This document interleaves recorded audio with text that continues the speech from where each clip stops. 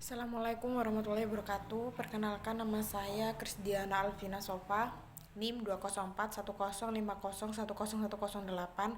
Kali ini saya akan menanggapi tanggapan dari Bapak Abdul Wadud Nafis, yaitu tentang ekonomi terbuka atau ekonomi 4 sektor.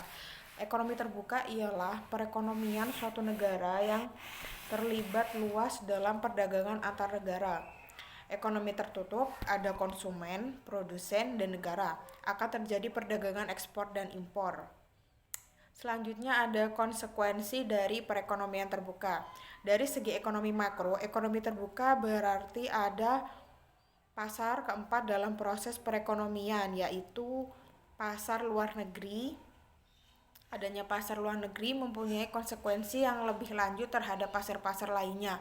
Khususnya ada konsekuensi penting yang menyangkut penyesuaian pengertian yaitu 3 konsep, yaitu yang pertama, permintaan agregat atau di pasar barang, lalu jumlah uang yang beredar atau dari pasar barang, dan yang terakhir ada harga barang atau jasa. Selanjutnya ada sirkulasi pendapatan perekonomian 4 sektor, yaitu yang pertama, perusahaan ke pemerintah itu mengeluarkan pajak, perusahaan ke rumah tangga membayar pekerja atau gaji, perusahaan ke luar negeri yaitu membeli produksi, contoh seperti elektronik, handphone, laptop, televisi, dan lain-lain. Selanjutnya ada perekonomian terbuka impor, yaitu yang pertama, pengertian perekonomian impor terbuka, yaitu pembelian dan pemasukan barang dari luar negeri untuk keperluan atau dipasarkan di dalam negeri. Yang kedua ada manfaat kegiatan impor yaitu memperoleh barang dan jasa yang tidak bisa dihasilkan setiap negara, memperoleh tenaga kerja modern, dan yang terakhir memperoleh bahan baku. Selanjutnya ada perekonomian terbuka ekspor, yaitu adalah barang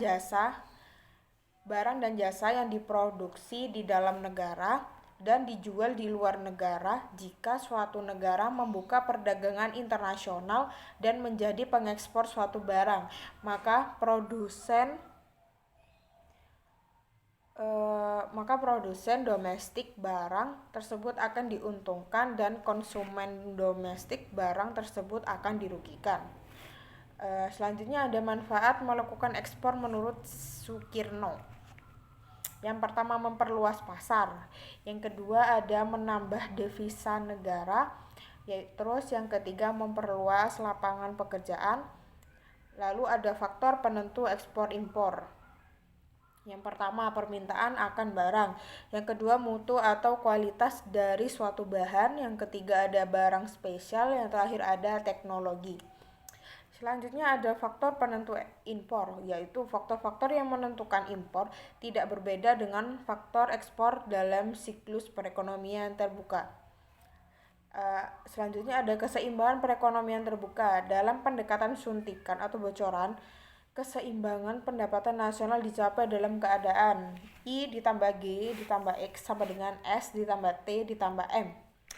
Selanjutnya yang terakhir ada perekonomian terbuka pada sistem ekonomi Islam.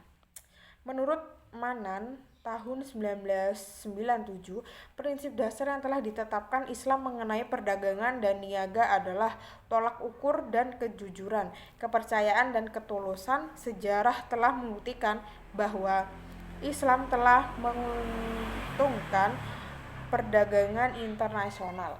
Mungkin itu saja yang bisa saya sampaikan. Kurang lebihnya mohon maaf. Assalamualaikum warahmatullahi wabarakatuh.